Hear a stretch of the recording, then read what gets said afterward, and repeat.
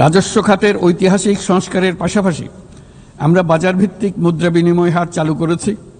Bank খাতে asset quality review, নতুন bank resolution অধ্যাদেশ, আসন্ন ডিপোজিট প্রোটেকশন অধ্যাদেশের মাধ্যমে শৃঙ্খলা ও স্থিতিশীলতা ফিরিয়ে আনছি। পুঁজিবাজারে সংস্কার, টাস্কফোর্স ও শক্তিশালী তদন্ত ব্যবস্থার মাধ্যমে তদারকি আধুনিকীকরণ করেছি। সরকারি ক্রয় ব্যবস্থায় ডিজিটাল টেন্ডারিং বাধ্যতামূলক করা হয়েছে এবং স্বার্থের সংঘাত সংশ্লিষ্ট তথ্য প্রকাশ বাধ্যতামূলক করা হয়েছে। পাশাপাশি নতুন পাবলিক অ্যাকাউন্টস অডিট অধ্যাদেশের মাধ্যমে জবাবদিহিতা আরও জোরদার করা হয়েছে। শুধুমাত্র আর্থিক স্থিতিশীলতা অর্জনের সীমাবদ্ধ না থেকে আমরা বিনিয়োগ বান্ধব পরিবেশ গড়ে তুলছি। বাংলাদেশ সিঙ্গল উইন্ডো এখন 19টি সংস্থাকে একীভূত করে কাস্টম প্রক্রিয়া সহজ করেছে। দ্রুত বাণিজ্যিক বিরোধ নিষ্পত্তির জন্য বিশেষায়িত বাণিজ্য আদালত গঠিত হয়েছে। বিনিয়োগ উন্নয়ন কর্তৃপক্ষ বা বিডা ওয়ান স্টপ সার্ভিস সাবলীলভাবে প্রদানের জন্য সমন্বয় কমিটি গঠন করেছে। নিয়ন্ত্রণ কর্তৃপক্ষগুলোকে একই ছাদের নিচে নিয়ে আসা হয়েছে এবং ভিসা ও ওয়ার্ক পারমিট প্রক্রিয়া সহজ করা হয়েছে। এফডিআই, হিটম্যাপ ও জাতীয় সেমিকন্ডাক্টর টাস্কফোর্স বিনিয়োগকারীদের কাছে উচ্চ সম্ভাবনাময় খাতগুলোর তথ্য সহজ ও স্বচ্ছভাবে তুলে ধরছে। বাণিজ্য লজিস্টিক্সেও উন্নতি ঘটেছে। চট্টগ্রাম বন্দরে গত আগস্টে কন্টেইনার হ্যান্ডলিংয়ে 27% প্রবৃদ্ধি ঘটেছে, যা দক্ষতার উল্লেখযোগ্য অগ্রগতি নির্দেশ করে। এসব উদ্যোগ অর্থনৈতিক শাসন ব্যবস্থাকে যেমন সুদৃঢ় করেছে, তেমনি বিনিয়োগকারীকেও নিরাপদ করেছে। এইসব সংস্কারের ফলে বাংলাদেশ এখন টেকসই ও অন্তর্ভুক্তিমূলক বিনিয়োগ ও অর্থনৈতিক প্রবৃদ্ধির এক পর্যায়ে প্রবেশ করেছে। এর পাশাপাশি এত স্বল্প সময়ে অর্থনৈতিকভাবে ঘুরে দাঁড়ানোর পেছনে আমাদের প্রবাসীরা গুরুত্বপূর্ণ অবদান রেখেছেন।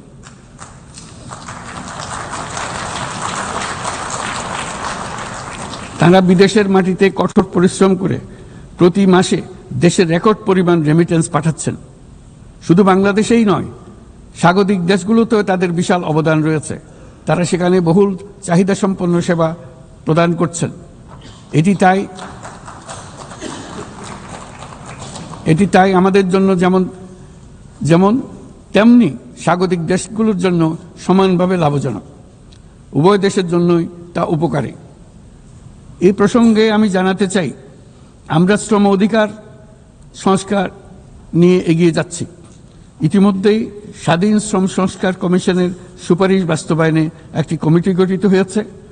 বাংলাদেশ শ্রম আইন সংশোধনের কাজ চূড়ান্ত পর্যায়ে রয়েছে, যেখানে ট্রেড ইউনিয়ন প্রক্রিয়া সহজ করা, মাতৃত্বকালীন ছুটি বৃদ্ধি ও আনুষ্ঠানিক ও অনানুষ্ঠানিক উভয় খাতের শ্রমিকদের জন্য সামাজিক সুরক্ষা সম্প্রসারণের পদক্ষেপ অন্তর্ভুক্ত করা হচ্ছে। ট্রেড ইউনিয়নের জন্য অনলাইন নিবন্ধন ব্যবস্থা চালু করা হয়েছে এবং নিবন্ধন প্রক্রিয়াকে আরও সহজ করার জন্য বিষয়টি বিবেচনা করা হচ্ছে। পাশাপাশি শ্রমিকদের অধিকার সুরক্ষা আমাদের অঙ্গীকারের নিদর্শন স্বরূপ সম্প্রতি আমরা ইসলামী সহযোগিতা সংস্থার লেবার সেন্টারের সংবিধানটি স্বাক্ষর করেছি। এই কারণেই আমরা নিরাপদ, সুশৃঙ্খল ও নিয়মিত অভিবাসনকে সমর্থন করি এবং যেসব দেশে প্রবাসী শ্রমিকরা যান সেসব দেশে তাদের জন্য সহমর্মিতা ও সুরক্ষা নিশ্চিত করার আহ্বান জানাচ্ছি। উন্নত বিশ্ব যেখানে বয়স্ক জনসংখ্যা চাপে ভুগছে, সেখানে বাংলাদেশ অতি সৌভাগ্যবান। আমাদের 60শতাংশেরও বেশি মানুষের বয়স 35 বছরের নিচে। তাই অভিবাসন প্রক্রিয়াকে সহজ করলে তা উভয় পক্ষের জন্য উপকারী হবে।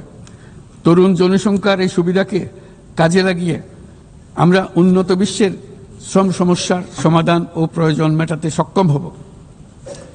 মাননীয় সভাপতি, বাংলাদেশের তরুণ প্রজন্ম ইতিমধ্যে প্রমাণ করেছে যে তারা সমাজ পরিবর্তনের চালিকা শক্তি। আমরা তাদের দক্ষতা উন্নয়নে বিনিয়োগ করছি। তথ্য প্রযুক্তি, কৃত্রিম বুদ্ধিমত্তা, নবায়নযুক্ত শক্তি, পরিবেশ বান্ধব প্রযুক্তি সহ বিভিন্ন ক্ষেত্রে তাদের প্রশিক্ষণ দিচ্ছি। আমাদের লক্ষ্য হলো প্রত্যেক তরুণকে শুধুমাত্র চাকরি প্রার্থীর পরিবর্তে আমরা তাদেরকে উদ্যোক্তা হিসেবে গড়ে তুলতে চাই। এই উদ্দেশ্যে আমরা জাতিসংঘের সঙ্গে অংশীদারিত্বে মাঠ পর্যায়ে তরুণদের সঙ্গে সরকারের শীর্ষ নীতি নির্ধারকদের যুক্ত করার একটা স্থায়ী মাধ্যম চালু করেছি। ইতিমধ্যেই এই বিষয়ে সারা দেশে একাধিক পরামর্শ সভার আয়োজন করা হয়েছে। আজকের তরুণরা স্থানীয় পর্যায় থেকে জাতীয় পর্যায় পর্যন্ত সিদ্ধান্ত গ্রহণে অনলাইন অফলাইন ফোরাম, জরিপ এবং প্রচারণার মাধ্যমে তাদের জনপ্রতিনিধিদের সঙ্গে সরাসরি যুক্ত থাকতে চায়। তারা নেতৃত্ব বিকাশ, দক্ষতা বৃদ্ধি এবং ডিজিটাল সক্ষমতা উন্নয়নের জন্য আরও বেশি সুযোগ চায়। তারা চায় এই প্রক্রিয়ায় জবাবদিহিতা অন্তর্ভুক্ত থাকুক, নিয়মিত অগ্রগতি প্রতিবেদন এবং অব্যাহত সংলাপের প্রতিশ্রুতি থাকুক।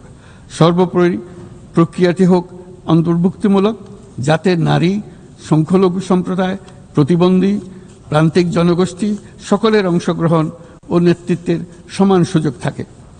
তরুণদের নিয়ে পরিকল্পনার ক্ষেত্রে এই বছরটি বিশেষভাবে গুরুত্বপূর্ণ, কারণ এই বছর আমরা বিশ্ব যুব পরিকল্পনায় ৩০তম বার্ষিকী পালন করছি। শুধু বর্তমান প্রজন্মের তরুণদের চ্যালেঞ্জ নয়, এই বছর তাই ভবিষ্যতেও তারা যে সংকট ও সমস্যার মুখোমুখি হবে তা অনুধাবন করে তার সম্ভাব্য সমাধান খুঁজে বের করারও সুযোগ এনে দিয়েছে। দ্রুত পরিবর্তনশীল প্রযুক্তির এই যুগে উন্নয়নশীল বিশ্বের তরুণদের জন্য আরও গভীর এক ডিজিটাল বিভাজন তৈরি হওয়ার ঝুঁকি আজ আমাদের একটি বড় উদ্বেগ। কোয়ান্টাম কম্পিউটিং, কৃত্রিম বুদ্ধিমত্তা, ভাষাভিত্তিক বৃহৎ মডেল কিংবা আধুনিক যোগাযোগ ব্যবস্থা, এইসব প্রযুক্তি যেন তাই পক্ষপাতদুষ্ট না হয় এবং এর সুফল যেন ন্যায্যভাবে সবার কাছে পৌঁছায়, তা আজ আমাদের নিশ্চিত করতে হবে। অন্যথায় বিশ্বব্যাপী এমন একটি প্রজন্ম তৈরি হবার ঝুঁকি রয়েছে যারা নিজেদেরকে বঞ্চিত, প্রান্তিক, অন্যায় অবিচারের শিকার হিসেবে বিবেচনা করবে। তারা সকল ধরনের ক্ষতিকারক প্রলোভনের সহজ লক্ষ্যবস্তুতে পরিণত হবে।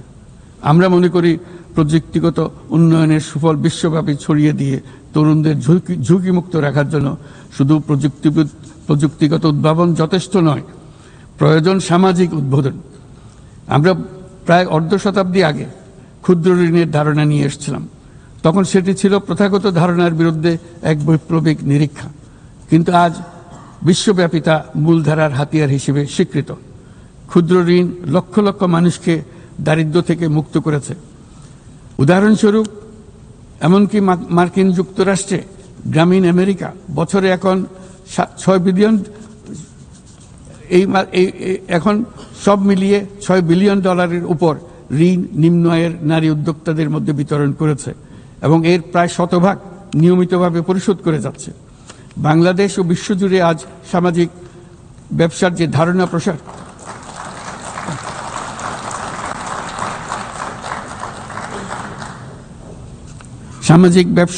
ধারণা প্রসার করেছি, এটি এমন একটি ব্যবসা যার সম্পূর্ণ মুনাফা সামাজিক কল্যাণে পুনর্বিনিয়োগ করা হয়। সামাজিক ব্যবসা প্রমাণ করেছে যে প্রতি মানুষের উদ্যোক্তা হওয়ার সত্তা সামাজিক কল্যাণে এবং সামাজিক সমস্যা সমাধানে কাজে লাগানো সম্ভব। এর ফলে পৃথিবীর যাবতীয় সমস্যা সমাধানের একটি সৃজনশীল পদ্ধতি সকলের হাতে এসে যায়, যেটি পরিবেশের সমস্যা হোক, সম্পদ কেন্দ্রীভূত হওয়ার সমস্যা হোক, স্বাস্থ্যের সমস্যা হোক, বেকারত্ব দূরীকরণের সমস্যা হোক, দারিদ্র্য দূরীকরণের সমস্যা হোক, সবকিছুতেই এই পদ্ধতি টেকসইভাবে কাজে লাগানো যায়। মাননীয় সভাপতি, জলবায়ু সংকট চ্যালেঞ্জের মোকাবেলায় বিশ্বজনীন তাপমাত্রা বৃদ্ধি 1.5 ডিগ্রি সেলসিয়াসে সীমাবদ্ধ রাখার লক্ষ্যমাত্রা আজ আমাদের হাতছাড়া হয়ে গেছে। প্রতি বছর $100 বিলিয়ন জলবায়ু সহায়তার প্রতিশ্রুতিও পূরণ হয়নি।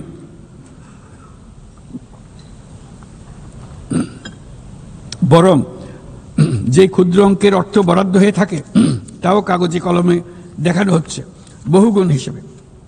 এটি সম্পূর্ণ অগ্রহণযোগ্য। আমাদের সন্তানদের ভবিষ্যতের জন্য এখনই কার্যকর ব্যবস্থা নিতে হবে।